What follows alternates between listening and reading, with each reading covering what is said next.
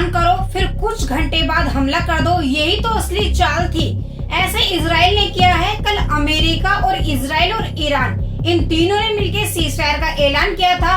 वहीं कुछ घंटों बाद लेबनान पे मिसाइलें दागना शुरू कर दिया, जिसमें वहां के 250 से ज्यादा लोगों की जान चली गई और 1165 लोग घायल हो गए।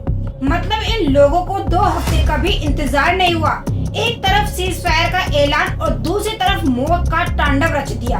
इन लोगों की पोस्ट और बातें और ऐलान और प्रेस कॉन्फ्रेंस, इन सब की कोई इम्पोर्टेंस नहीं है। पहले ट्रम्प सभ्यता खत्म करने की बातें करते हैं, फिर कुछ घंटों बाद ईरान के आगे घुटने टेक देते हैं।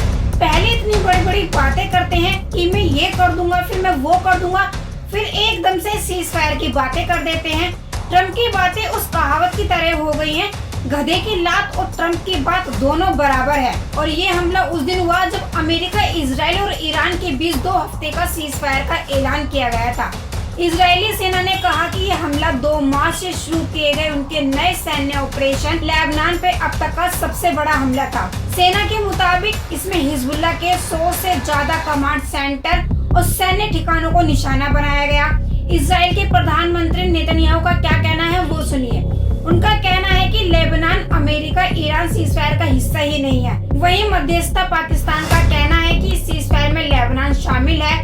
मतलब लेबनान के लिए नेतन्याहू मना कर रहे हैं और पाकिस्तान हाँ कर रहा है। और वहीं पर दूसरी तरफ अमेरिका के राष्ट्रपति का कहना है कि लेबनान इस समझौते से अलग है और इसका हिस्सा ही नहीं है। मतलब हमला करने के बाद इन लोगों के अलग अलग तरह के बयान आ रहे हैं। आगे सुनिए वहीं ईरान के विदेश मंत्री अब्बास अरागची ने क्या कहा। उन्होंने कहा कि अमेरिका को तय करना होगा कि वो सीजफायर लागू करता है या फिर इजराइल के जरिए जंग जारी रखना चाहता है, क्योंकि दोनों साथ में नहीं चल सकते हैं। मतलब ईरान का साफ कहना है कि दोनों चीजें एक साथ नहीं चल सकती हैं। एक तरफ सीजफायर लागू कर रहे हो और वहीं दूसरी तरफ लोगों की लाशें बिछा रहे हो। अब ईरान क्या योजना बना रहा है वो सुनिए।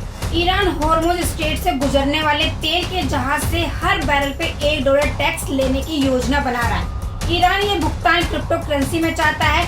ये खबर फाइनेंशियल टाइम्स ने सूत्रों के हवाले से दी है। ईरान इस रास्ते से गुजरने वाले हर जहाज पर नजर रखेगा और कंट्रोल भी करेगा। जहाजों को पहले अपने माल की जानकारी देनी होगी, उसके बाद ही आगे जाने की इजाजत मिलेगी। ईरान के अधिकारी हामिद हुसैनी ने कहा कि ये इसलिए किया जा रहा है ताकि अमेरिका सैन्य ठिकानों तक 2 हफ्तों में हथियारों की आवाजाही ना हो सके। उन्होंने कहा कि जहाजों को जाने दिया जाएगा, लेकिन प्रोसेस में थोड़ा समय लगेगा क्योंकि ईरान किसी भी जल्दबाजी में नहीं है। अब ईरान बहुत ही स्मार्टनेस तरीके से काम कर रहा है। अब आपको ये खबर कैसी लगी कमेंट बॉक्स में जरूर बताना और ऐसी खबरें देखने के लिए चैनल को सब्सक्राइब करना बिल्कुल मत भूलना और इस वीडियो को ज्यादा से ज्यादा शेयर करें।